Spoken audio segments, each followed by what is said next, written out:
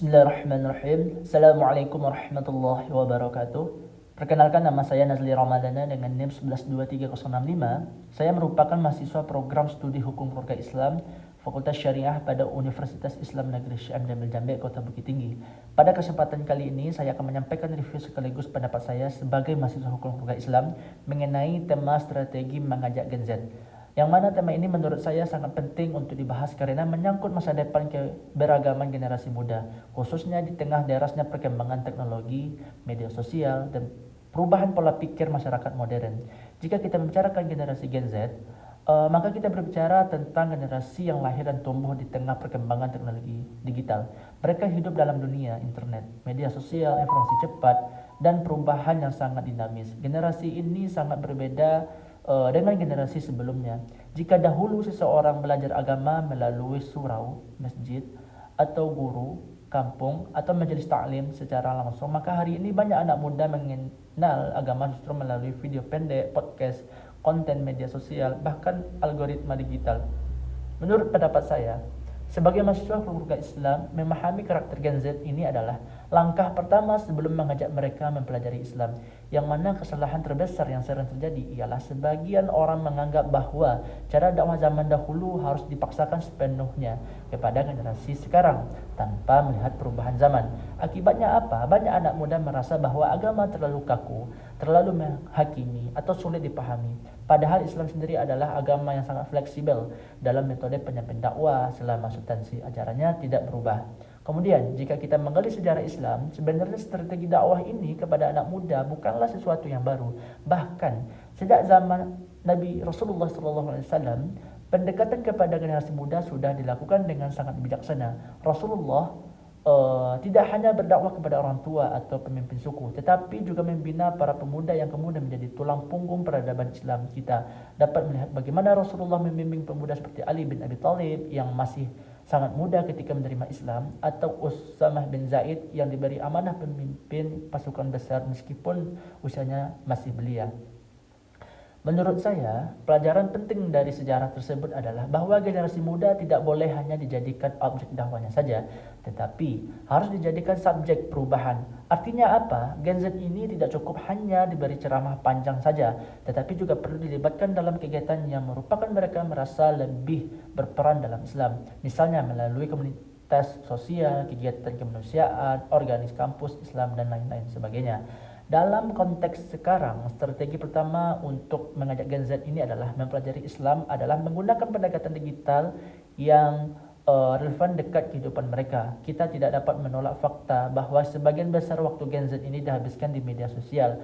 Oleh karena itu, dakwah Islam harus hadir di ruang digital secara kreatif dan cerdas. Menurut saya, ceramah agama tidak selalu harus berbentuk formal dan berat. Kemudian, saya juga melihat tantangan besar di era digital. Banyak informasi agama yang tidak memiliki dasar ilmiah terbesar luas. Tidak sedikit pula konten agama yang terlalu keras, provokatif, bahkan menyesatkan. Disinilah pentingnya literasi keagamaan. Gen Z ini perlu diajarkan cara memilah sumber ilmu agama yang benar. Mereka harus dikenalkan kepada ulama, kitab yang jelas rujukannya, dan pemahaman Islam yang moderat serta rahmatan lil alamin.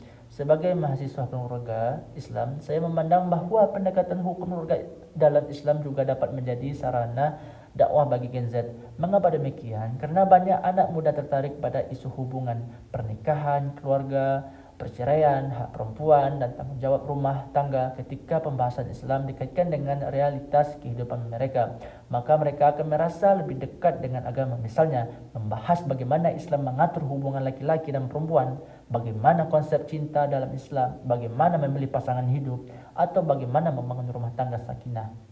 Menurut saya, strategi kedua yang sangat penting ialah mengubah cara penyampaian Islam dari yang bersifat menghakimi menjadi merangkul. Salah satu alasan sebagian Gen Z menjauh dari pembelajaran agama adalah karena mereka ini sering merasa disalahkan sebelum dipahami. Padahal Rasulullah SAW bersabda, dikenal sebagai sosok yang sangat lembut dalam berdakwah. Beliau memahami kondisi umatnya. Kemudian, jika kita melihat pandangan para ahli pendidikan Islam, banyak yang menekankan bahwa pembelajaran agama harus berbasis dialog. Bukan hanya ceramah satu arah saja. Generasi sekarang senang bertanya, berpikir kritis, bahkan mempertanyakan banyak hal. Ini bukan berarti mereka kurang iman, tetapi karena pola pikir mereka yang berbeda, maka strategi dakwah harus membuka ruang diskusi, bukan menutup pertanyaan. Menurut saya, guru agama, dai, bahkan orang tua harus belajar memahami pola komunikasi ini. Kemudian yang ketiga adalah memberikan keteladanan yang nyata. Tidak bisa dipungkiri bahwa Gen Z sangat kritis terhadap inkonsistensi. Mereka lebih mudah percaya pada tindakan daripada sekedar kata-kata saja. Kemudian keluarga memiliki peran yang sangat besar. Orang tua harus menjadi contoh akhlak Islami di rumah. Kampus juga harus menciptakan lingkungan religius yang tidak memaksa tetapi menginspirasikan.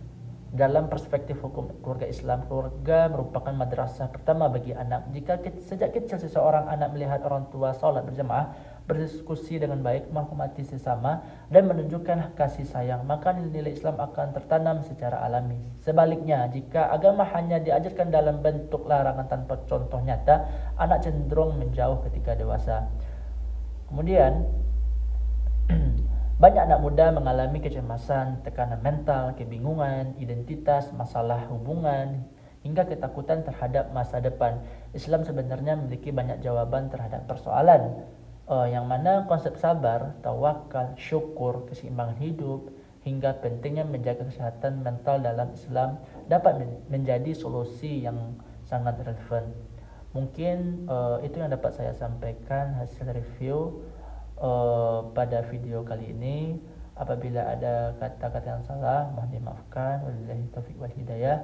Assalamualaikum warahmatullahi wabarakatuh.